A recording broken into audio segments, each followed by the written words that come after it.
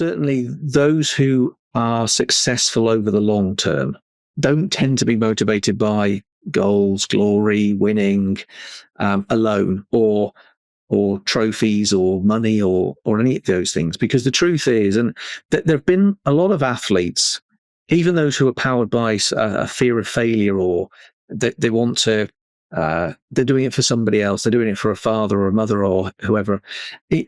That stuff's external to them, extrinsic.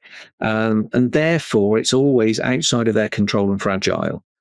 There are loads of athletes over the years who have been motivated to escape poverty. And it's really powerful until they've got the fast car and the mansion and the yacht sitting in Monaco or wherever, and millions of dollars in the bank. And then their motivation dries up. Yeah, that's exactly right. I think about boxers, right? Like the training you have to go through to be a boxer, the physical pain that you have to put yourself when you have the belt.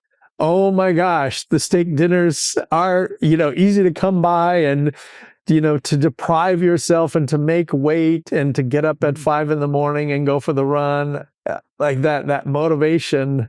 You have to have another level. You have to have a different switch. You have to be motivated by different things that has to be intrinsic. Yeah. That's why I find these dynasties, these teams that win year after year, so interesting. How they're able to do that. And it's clearly, it's not the money, it's not the fame, it's an internal drive that they have. Yeah. And you can see those athletes, particularly in the latter years of their career.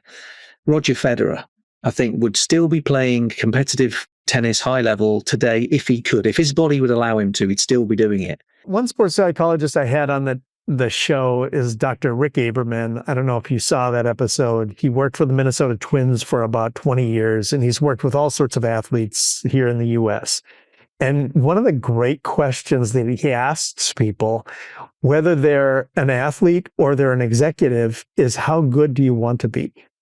And just shuts up and listens to what they have to say. And you can imagine somebody who wants to be good for the wrong reasons, what they might say, and somebody who wants to be good for the right reasons because they're motivated, because they want to see what sort of boundaries they can push, what they can learn about themselves. Yeah. What they might say. It's so fascinating to me. There was an Australian swimmer called Ian Thorpe, who'd won pretty much everything there was to win, broken every record that there was to break, and was asked, why do you keep swimming? And his answer was, I know I'll never do it, but I just want to swim the perfect race.